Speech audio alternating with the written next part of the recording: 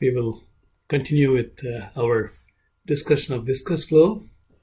We just have 2 more lectures to go, one on transition and one on turbulent flow. So this particular lecture is on transition. Until now, we have been talking about, just to recall, derivation of Navier-Stokes equations.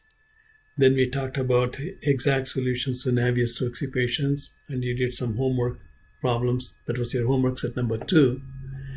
Then we went to simplification of Navier-Stokes equations to get something called boundary layer equations. Then we talked about boundary layer solutions for a flat plate.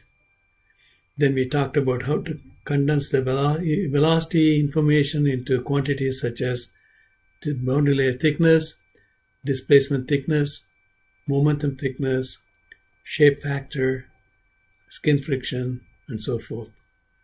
Then we gave some worked out numerical examples for a flat plate. Now we are going to, how does the flow go from a laminar flow to turbulent flow? So that's what we mean by transition. So that's what we will be looking at in this module. This module has got lots of pictures, not much mathematics, so hopefully it'll be very understandable. So we have so far looked at viscous flows and shear flows. They are steady flows. And the boundary layer continues to grow because of the wall's shear stress, slow down the flow. So not enough mass can flow through it, so the boundary layer had to vertically displace. That's what we call the displacement thickness. In turbulent flow, the skin friction is very high, and they are more rapidly growing. So that's what we studied. We didn't look at the unsteady flow. We did not look at anything else. Okay. So now we are going to move to how does the flow become a laminar flow to a turbulent flow? So here is a picture of some unsteady flows. This is just a bluff body, in this case a cylinder. So if the Reynolds number is between 40 and a few hundred, it'll start shedding vortices. And Theodore von Karman showed those vortices would be alternative pairs. One vortex will be clockwise rotation, other one will be counterclockwise rotation. For example, in this picture, the purple are rotating counterclockwise, the light green or cyan are rotating in the clockwise direction. So he showed them that these have to be exactly arranged like this with regular spacing. He called it von Karman vortex treat. So a small disturbance in the flow will start these vortices to start shedding. Sometimes this fluctuation in the shedding will produce an actual fluctuation of the wire, make it move left to right, almost like a guitar string. So sometimes you'll see the power cables above your head singing. This is caused by this particular behavior. So we will continue to look at this particular phenomena in this particular lecture.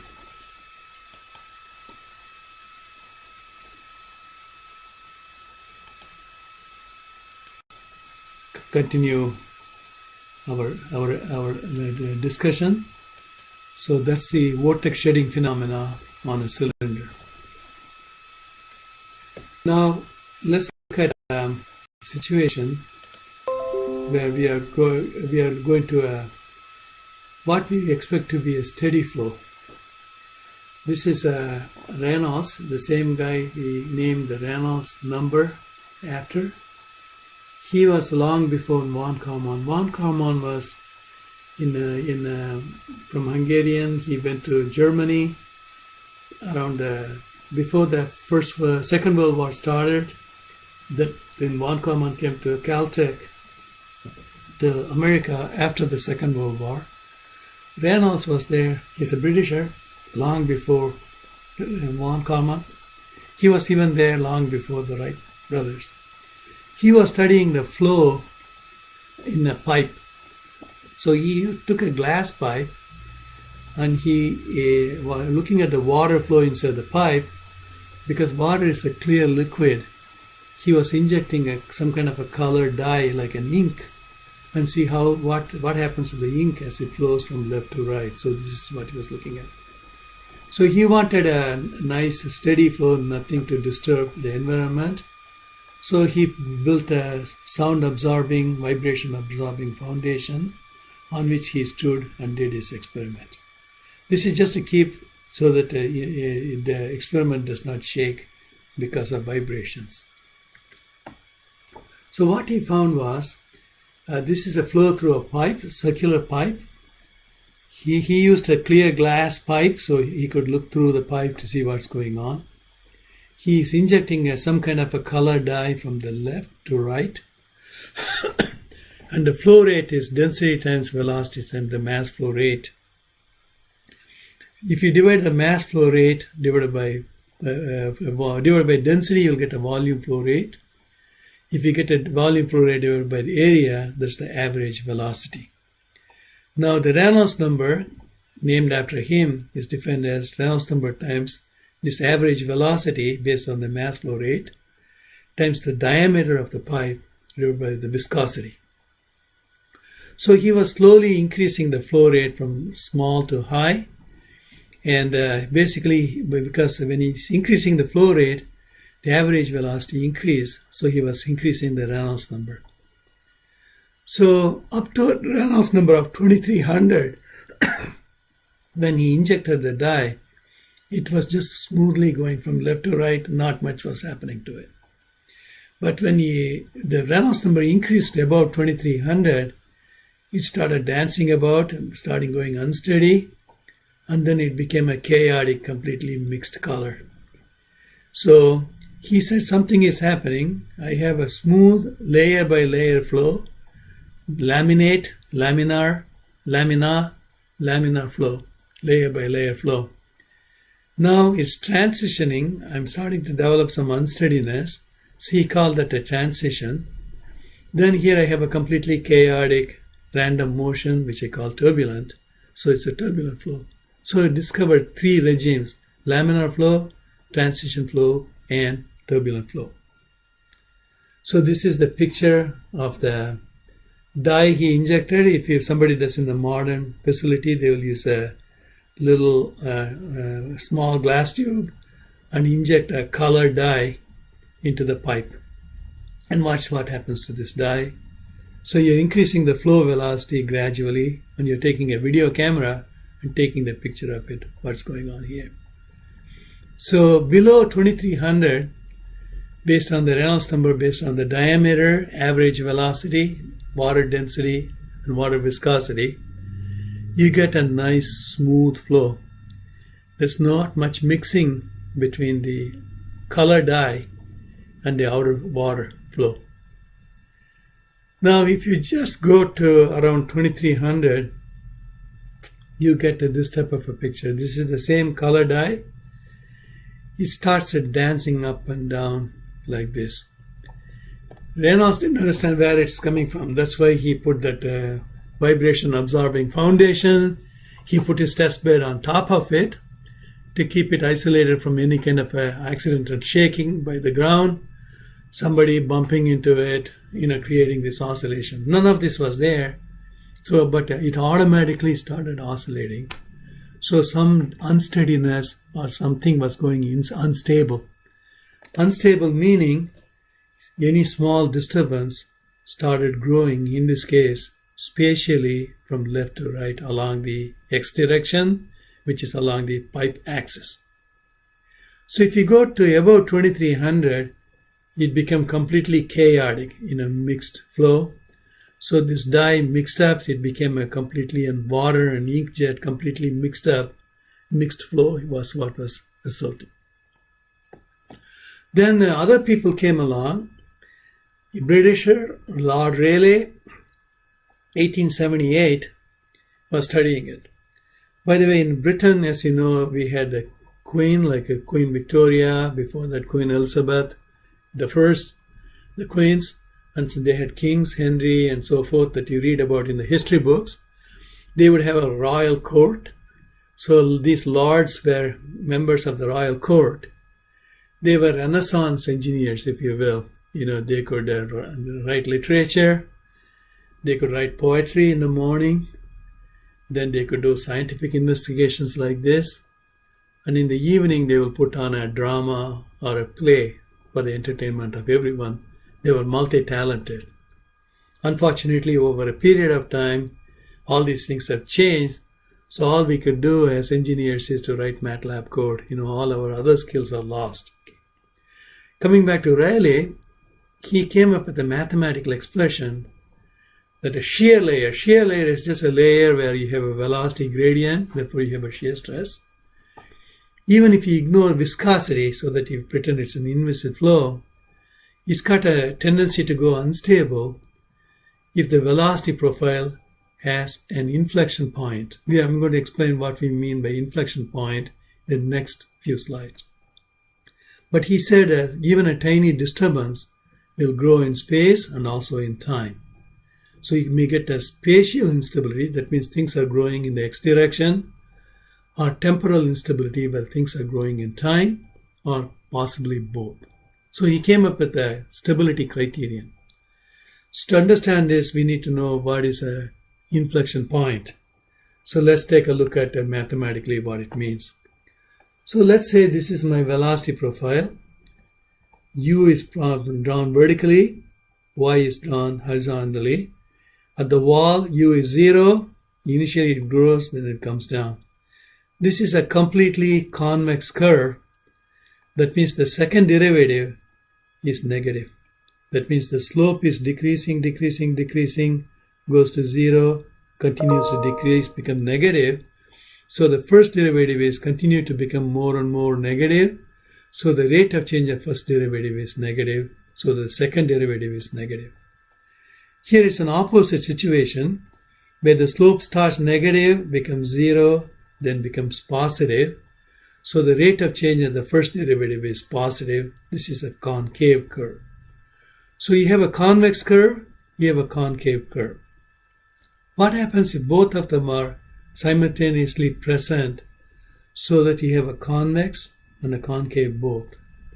So in a velocity profile, let's say some particles are going from right to left. This is what we call a reverse flow or a separated flow. At other places, the flow is going from left to right, which is an attached flow.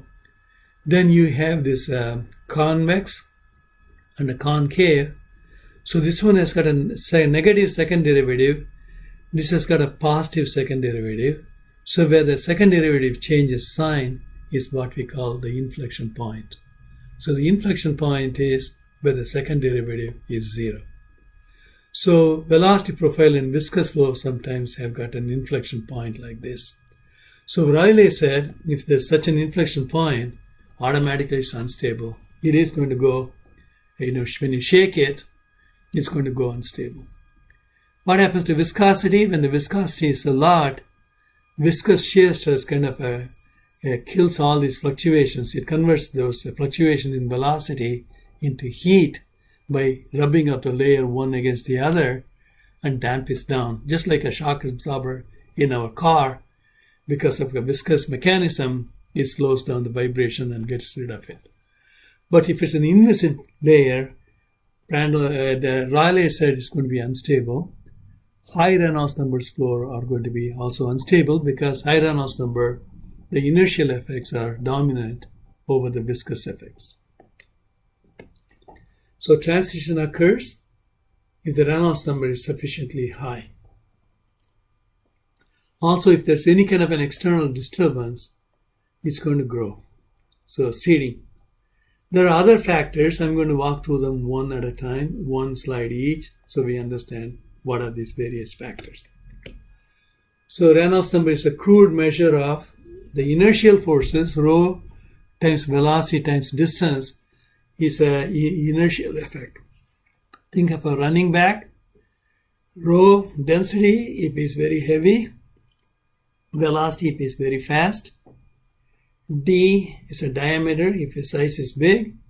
When he runs into somebody, he's going to just push them away and keep going.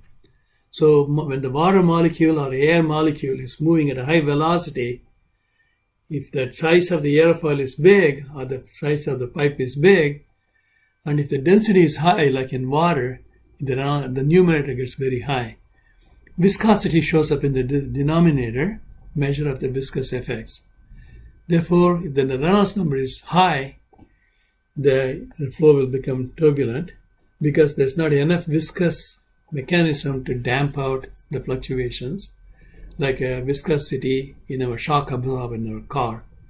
If your shock absorber has a leak so that all the liquid goes down to the ground, when you hit a bump, your car will just bounce up and down for a long period of time because there's nothing to damp it down. So viscosity is a mechanism needed to damp out the fluctuations. So that's the first point. The second point is any kind of a noise source or a vibration source is going to trigger disturbances. So in the case of an airplane, your wing is gently oscillating because it encounters atmospheric turbulence. If you look out the window, your wing is shaking. Your propeller engine is making noise. Those acoustic waves are traveling from the propeller or the engine. When these are fluctuating pressure waves, when they hit the boundary layer, they are producing fluctuations. In the case of a wind tunnel, you may have some kind of a motor with a fan producing the flow that is going to cause a disturbance. So one of the way that in a wind tunnel, what you do is it produces large eddies, these fans. So as the air flows through from downstream of the fan, it's got a large swirling flow. So you use a screen or some kind of a grid to break it up into smaller pieces, smaller eddies. Then when the Reynolds number of the eddy gets very, very small, they get dissipated. That's why high quality wind tunnels will have a lot of screen to damp out all these fluctuating velocity to come up with a smooth velocity. So the second ingredient is a freestream turbulence. First ingredient is high Reynolds number. The second is a freestream disturbance. The third ingredient is the pressure gradient. So this is the U momentum equation that was written by Prandtl. Now, very close to the wall, all the velocities are zero. So U and V goes to zero. Therefore, you get an expression something like this. Okay. Now, if the pressure gradient is positive, it's called an adverse pressure gradient. That means the dP dx is positive. Pressure is increasing from left to right. So you have high pressure here, low pressure here. Then the pressure gradient is going to push the flow backwards. So the flow will slow down near the wall. Therefore, it will have a convex curve and a concave curve. So it's going to have an inflection point. So you could easily see how the behavior looks like. So the adverse pressure gradient will cause the flow to become turbulent. So that's the third factor. So when you design an airfoil, we know the pressure distribution is going to initially decrease. That's a favorable pressure gradient. Then it's going to start increasing. So in the region where the pressure starts rising, you're likely to become turbulent. So that's what the pressure gradient effect is all about. The next factor is any kind of a roughness on the surface is going to cause transition. It's going to do two things. One is it's going to produce a bump in the flow, disturbances. We saw any kind of a disturbance acts as a seeding. Other thing is if the bump is big enough, let's say this is a rivet sticking out, an oncoming boundary layer from left to right, when it flows over this particular bump, may separate at the sharp corner, producing a separated flow in its wake behind the bump. So you may get a reverse flow going from right to left here. Outside here, the flow is going left to right. So you get an inflection point. So any kind of a roughness on a surface can be a seeding mechanism for producing turbulence, may produce reverse flow downstream of it, and may produce an inflection point, making the flow turbulent. So early airplane designers, manufacturers didn't realize it. So they used to use a rivet gun to kind of rivet the skin. If you look at the World War II videos, the Lockheed, Georgia was hiring a lot of women, designing women. They were coming from the auto industry. They will come up with a rivet gun. So they will take the skin of a wing and then attach to the underlying structure, such as an airfoil shape, the formers, then they will rivet it. So all the rivets will be sticking together out like this. So this was producing a lot of drag. They didn't understand it. One of the reasons of the drag is this itself acts like a bluff body producing drag. We call that a pressure drag or a form drag. The other one is it causes the flow to become laminar to turbulent. As we saw earlier, when you have a turbulent flow, you have a higher drag. Once they understood it, they made the surface smooth. They started using countersunk rivets. That means the rivets that are flush with the surface of the skin. Then all the problems went away. If you look at the modern gliders or a modern UAV rotors, they are all made of smooth fiberglass skin to keep everything smooth, no roughness. So roughness is bad for transition. It causes turbulent flow. Also, if you heat the wall, you're going to get transition. I'm going to explain it why. So we are going to take near the wall. U and V are 0, so I'm going to drop this. We are also going to assume there's not any pressure gradient. We know the pressure gradient, adverse pressure gradient is bad. So I'm going to say there's no pressure gradient. I'm going to just look at the right-hand term and see what happens when I heat the wall, okay, or when I cool the wall. So this is the right-hand side. So I'm going to write it as in d mu outside. This is the second derivative. Then keep mu inside. You get d mu dy times du dy. Bring it to the other side. Mu is also out here. This equation has got an error. Mu is still there here. Now this is the second derivative of the velocity profile. We want to see whether it changes sign. Okay. So initially du dy is positive. That means the velocity is increasing. Then when you go out here, du dy becomes 0 or negative. But if you heat the wall, what happens is you get a lot of viscosity. Remember we said in gases, when you increase the viscosity, it increases the random molecular motion. Random molecular motion is the way momentum is transferred from one layer to the other. So the high viscosity will slow down the flow here compared to out here where the flow is colder. So you may get an inflection profile. So that's what causes the transition to occur. If you cool the wall in gases, you're going to get a nice laminar flow. So NASA, Boeing are looking at cryogenic fuel like a liquid hydrogen.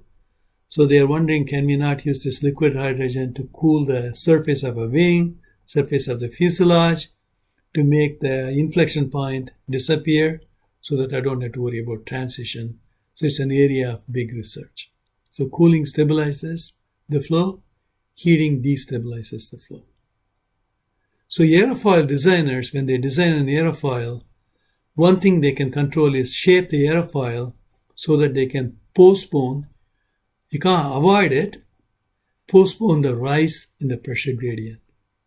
So what they would do is, for example, let's say this is an airfoil, they will shape it so that the favorable pressure gradient, pressure is dropping. Here the pressure starts rising, the adverse pressure gradient. They will try to shape this airfoil so that this point is moves as far back as possible. That's why the NACA higher digit airfoils compared to the 4-digit airfoil have a transition way back here. So when you run your X-foil for 23/12, you'll find the transition is back here. If you run a 6-digit airfoil, it'll be even farther back. So the farther back the adverse pressure gradient starts, the farther back, more likely transition will occur, the lower the drag. So that's what airfoil designers try to do. So this is the 5-digit airfoil, 6-digit airfoil, more advanced 5-digit airfoils and 6-digit airfoils are shown in here. Now there are some empirical relationships that will allow us to predict when a transition will occur. This is by a Frenchman called Michel. So you compute the Reynolds number based on X, where you are on the airfoil, take the edge velocity, potential flow velocity, divided by the kinematic viscosity nu. Then if you know the momentum thickness, you compute the Reynolds number based on the momentum thickness. Then whenever the Reynolds number based on the momentum thickness is higher than this right-hand side, these are all empirical numbers from a curve fit from an experiment, then the flow is going to transition. This kind of a test can be very easily implemented. So this type of testing is what X-Foil uses to determine where does the flow become laminar, where does it become turbulent. So we have concluded our section on transition. We will move on to our last lecture, which is the turbulent flow. Then we are done with viscous flow. We can move on to the outer potential flow.